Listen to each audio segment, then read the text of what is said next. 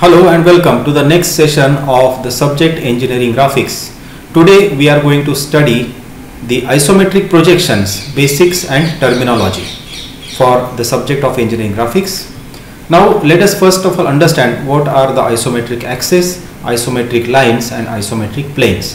For this I would first of all like to show you this particular isometric view of a cube or a box. Okay, so as we see in this particular view, the lines AD, AB and AE which meet at a point A. Remember, the point A here is also called as origin. Okay, and all these lines make 120-degree angles with each other. Such lines are called as isometric axes. So as we see here, in the previous session I told you how to draw or how these axes are generally drawn. With respect to horizontal, generally we draw this line AD at angle 30 degree. Similarly, line AB also at 30 degree and line AE which is drawn at angle 90 degree. Okay, so these three lines, when we construct from the origin O, making 120 degree with respect to each other, are all called as isometric axes. Okay, let us move ahead to the isometric lines.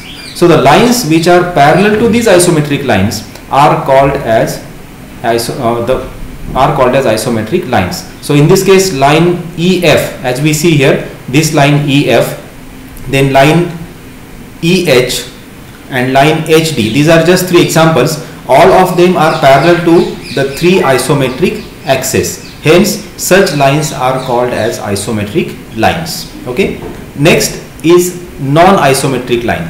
Now, in the same sketch, if we see the lines which are not parallel to isometric lines are called as non-isometric lines. Okay, as an example we see line connecting A with H.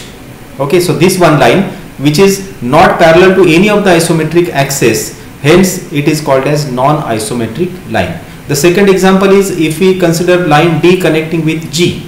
Okay, then line DG is also not parallel to any of the isometric axes, hence it is also called as non-isometric line. Okay, so in isometric views, such lines, such non-isometric lines are never seen to their true lengths in isometric view, while all other lines like isometric lines or isometric axes, they are always seen to their true lengths, while non-isometric lines are never seen to their true lengths. Okay, hence such lines are always drawn by locating their end points and joining such points that results in the given non-isometric line. Moving ahead to the isometric planes. So in the same isometric view of a box, we see the planes representing the faces of the cube. Okay, which and other such faces which are parallel to those faces are all called as isometric planes. So in this case we see plane ABEF. So if we see this particular plane ABEF, okay, this plane is called as isometric plane. Similarly, another plane we can call as AEHD. This is also one plane which is represented by isometric lines. Such planes are called as isometric planes. Okay, or the third plane is, you can see EFGH, the topmost face of the cube.